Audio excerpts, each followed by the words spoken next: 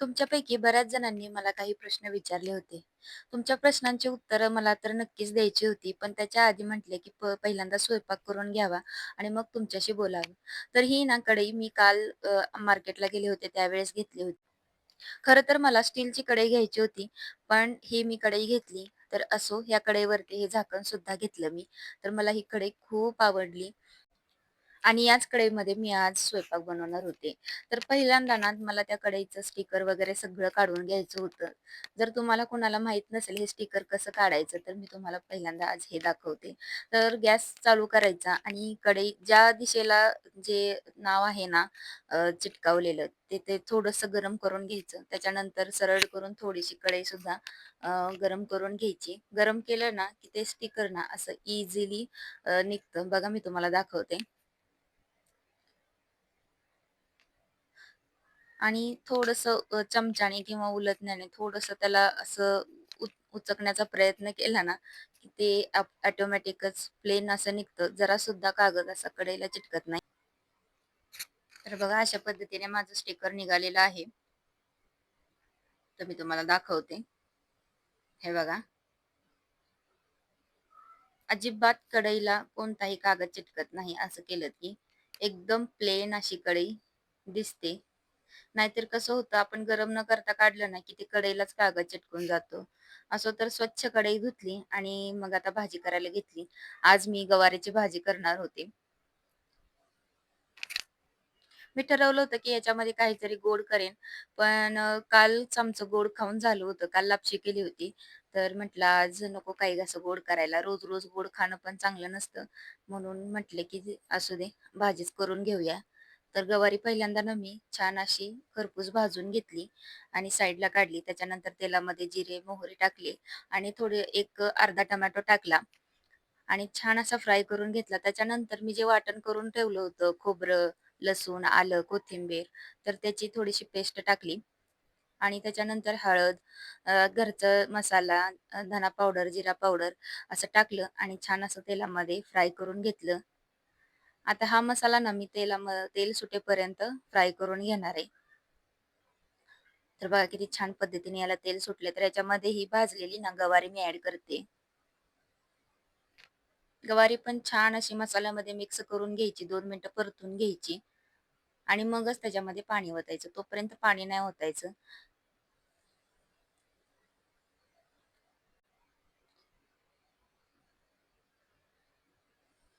आता गवारी माझी 2 मिनिटं परतून झालेली आहे. आता मी याच्यामध्ये पाणी ओतते. तर मी इथे थोडंच पाणी ओतणार आहे, जास्त नाही ओतणार. का तर दुपारीच आजकाल जेवण जास्त जात नाही, पाणीच पिलं जातंय. त्याच्यामुळे भाजी ना उरते आणि मग ती खराब होते उन्हामुळे. त्याच्यामुळे मी थोडीशीच भाजी बनवणार होते. चवीनुसार मीठ टाकलं आणि छान असं झाकण देऊन ती वाफलायला ठेवली. तर एकीकडे भाजी होते तोपर्यंत दुसरीकडे मला चपाती पण करून घ्यायची होती.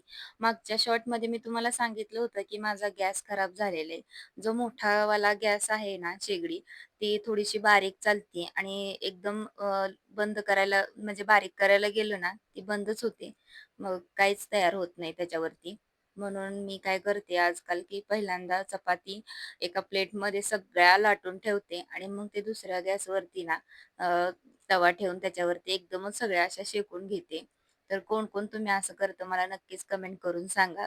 असे ना मी ज्यावेळेस मला पटापट स्वयंपाक करता येत नसायचा ना, त्यावेळेस मी करायचे. म्हणजे एक चपाती तव्यावर शेकते तोपर्यंत दुसरी तयार झाली.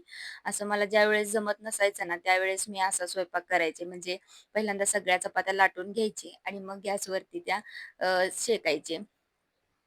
पूर्वी ज्यावेळेस मी असं करायचे ना, त्यावेळेस माझा गॅस वाचायचा. पण आजकाल मी अशी करते ना 2-3 दिवस झालं, तर माझा एवढा टाईमपास होतोय ना, की काय सांगू. खूप बोर होते. म्हणजे चपाती करायचं, लाटून ठेवायचं आणि नंतर एकत्र शेकायचं. खूप बोरिंग काम वाटते. तर असो, सगळ्या चपात्या आता करून घेते. स्वयंपाक वगैरे आता सगळा करून झालेला आहे. आता पटकन आवरते आणि तुमच्या सगळ्या प्रश्नांची उत्तरे देते. तर स्वयंपाक वगैरे सगळा करून झाला. आता म्हटलं तुमच्या प्रश्नांची सगळी उत्तरं द्यावी. तर जण तुम्ही मला प्रश्न विचारले, की व्हिडिओज का येत नाही? तू कुठे राहते? तुझं गाव कोणतं? जॉब करतेस की घरीच आहे सध्या?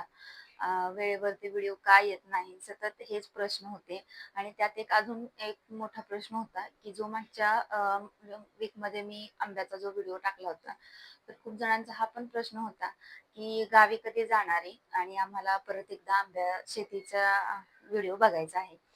तर त्या सगळ्यांची उत्तरं मी आता तुम्हाला देते. तर पहिला प्रश्नाचं उत्तर जे आहे, की मी कुठे राहते? तर मी सध्या पुण्यामध्ये राहते. आता डिटेलमध्ये मी ॲड्रेस तर काही सांगत बसणार नाही, पण मी पुण्यात राहते आणि माझं माहेर आहे सोलापूरचं. तर त्याच्यानंतरचा जो प्रश्न होता, की मी गावी कधी जाणार आहे? तर आता या पुढच्या आठवड्यामध्ये मी गावी जाणार आहे, तर त्यावेळेस तुम्हाला शेताचे व्हिडिओ आपले बघायला भेटतील. अ, आणि सगळ्यात महत्त्वाचा प्रश्न होता, की आपले व्हिडिओज का येत नाहीयेत रेग्युलर? तर त्या प्रश्नाचं उत्तर मी तुम्हाला देते. तर माझ्याकडचा जो कंटेंट मी जेमतेम असा गोळा करून ठेवला होता, तो संपला होता आणि मला काहीतरी नवीन पण तुमच्यास दाखवायचं होतं तुम्हाला. तर त्याच्यामुळे माझे व्हिडिओ काही मागे-पुढे होत होते आणि काही कार्यक्रमाला पण मी जात होते. त्याच्यामुळे मी तिथे व्हिडिओ काही घेतले नाहीत. का तर काही रिलेटिव्हजमध्ये मी अजून व्हिडिओ बनवते. हे कुणाला आवडतं, ना आवडतं त्याच्यामुळे मी व्हिडिओज काही बनवत नाही आणि काही बनवले ते मी YouTubeवरती टाकलेले आहेत. आणि त्याच्यानंतर असं होतं की माझं लहान बाळ आहे आणि त्याला बघत-बघत मी YouTube चॅनल चालवते. तर थोडंसं त्याच्यामुळे पण मला माझं मागे-पुढे होतंय आणि जास्त करून मी गॅप न पाडता व्हिडिओ टाकते सध्या तरी. त्याच्यामुळे माझे शॉर्ट जास्त येतायत व्हिडिओच्या पेक्षा. लाँग व्हिडिओ थोडेसे कमी पडतायत. मी शॉर्ट टाकण्याचा तरी प्रयत्न करते जास्त. का तर गॅप नको पडायला म्हणून. आणि त्याच्यानंतरचा आणि कसं की बाळ आता मोठं होतंय त्याच्यामुळे त्याचा झोपेचा टायमिंग थोडासा चेंज होतोय. त्याचे काहीतरी खोड्या, मस्ती दिवसभर असं काहीतरी चालूच असतं आणि त्याला दिवसा झोप नाही हे तर तुम्हाला माहितीच आहे की तो दिवसा अजिबात झोपत नाही.